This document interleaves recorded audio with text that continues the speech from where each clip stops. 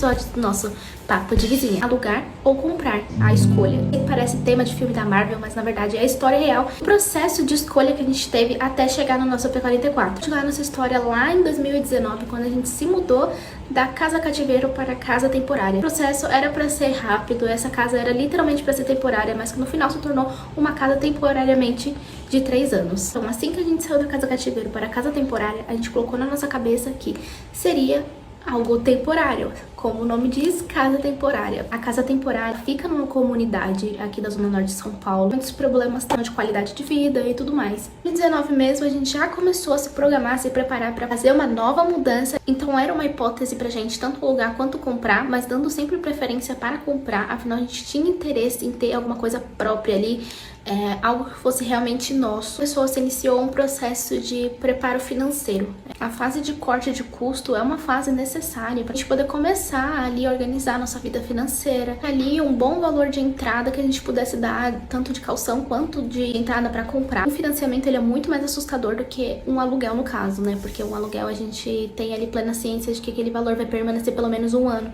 Já o financiamento ele vai subindo ali conforme a taxa de juros, ele vai subindo ali por mês. E é uma coisa um pouquinho assustador para quem tá começando.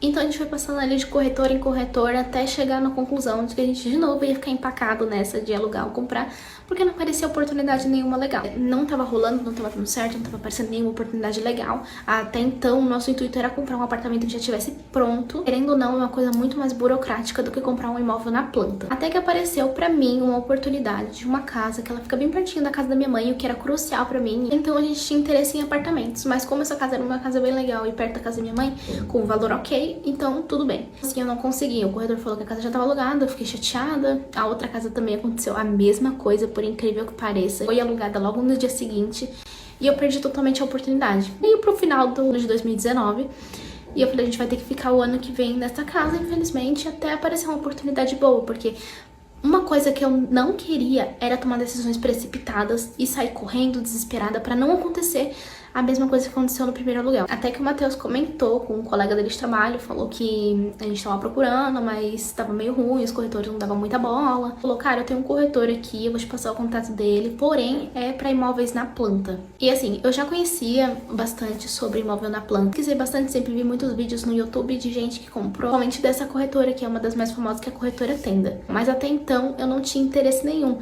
Eu até sabia que tava tendo a construção desse empreendimento aqui, porque eu morava perto, né, e já tinha passado alguns anúncios e tal, panfleto, já tinha recebido um panfleto, inclusive, mas eu até então não despertei interesse nenhum por ele. Esse corretor falou, olha, tem um empreendimento bem pertinho de vocês, um imóvel na planta, ele tá sendo construído, e eu queria fazer uma proposta pra vocês, porque eu acho que ele se enquadra perfeitamente. Vamos tentar, não custa tentar, vamos fazer uma simulação do financiamento e ver qual que vai ser o retorno. Ele fez a simulação e no mesmo dia ele mandou mensagem pra gente falando, olha, foi aprovado e blá blá blá. E eu parei ali, não foi aprovado, eu não escutei mais nada. Entendi por que aqueles aluguéis que já estavam ali prontos pra alugar e tinha tudo pra dar certo, não deram. Tava disponível pra alugar pra qualquer pessoa, menos pra mim naquele momento. Vocês vêm aqui na sede da construtora, a gente vai conversar direitinho, vocês vão escolher o apartamento de vocês, eu vou apresentar a planta, tá outras opções também, talvez se vocês tiverem interesse, montar um orçamento que se enquadre ali perfeitamente com a renda de vocês, sem prejudicar. A gente foi, mas eu fui na minha cabeça de, cara, eu não vou aceitar qualquer coisa. Por mais que eu esteja empolgada, por mais que pareça uma oportunidade maravilhosa, eu já tenho uma bagagem muito grande de aprendizado para poder cometer esse erro tão gravemente de novo. Então fui com muita cautela, fui com uma lista ali, ó, dúvidas que eu tinha, pesquisei bastante, vi muitos vídeos em relação taxa de juros, juros de obras, coisas que o corretor normalmente sempre oculta da gente, coisa que a gente só aprende quando a gente tá passando. Então, por mais que eu tivesse perguntado muita coisa a gente só aprendeu durante o processo da obra. Só descobriu que ia pagar durante o processo da obra, essa é a verdade. Cheguei lá super nervosa na construtora, Matheus super nervoso, a gente tava ali, ó, tremendo, ansioso, mas com a cabeça no lugar, graças a Deus. Então, é importante manter a cabeça no lugar, os pés no chão sempre. Tralhei o corretor com muitas perguntas, claro, e ele me sanou todas as minhas dúvidas. Tinha muito interesse que o apartamento fosse no último. E por incrível que pareça, só tinha um apartamento que era o último andar disponível. O financiamento ficou num valor muito ok. Assim, o nosso empreendimento, ele fica num bairro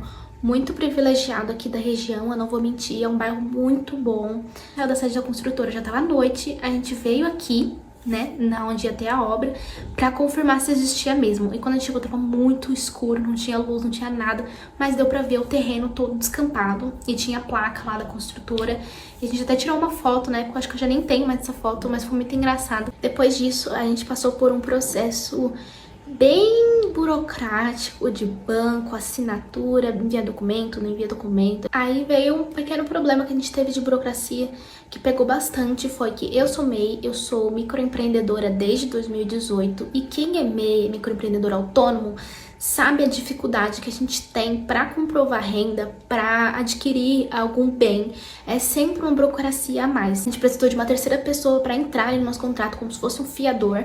Hoje em dia é super normal precisar de um fiador, inclusive, e a maioria dos empreendimentos pedem por conta de taxas de inadimplência. Normalmente para vocês não foi um processo fácil, foi um processo de muita ansiedade e de apertos. A gente não teve problema nenhum com o banco, com essas coisas. A única coisa que aconteceu é um cartão. Se no contrato só a gente vai receber um cartão e esse cartão não chegou até hoje. Não tivemos problema nenhum com construtora, nem nada. Foi tipo um processo bem leve. Então acho que era pra ser assim, era pra acontecer assim. Superar a ansiedade foi um processo bem complicado. Eu espero que vocês tenham gostado desse segundo episódio, contando um pouquinho como foi que a gente chegou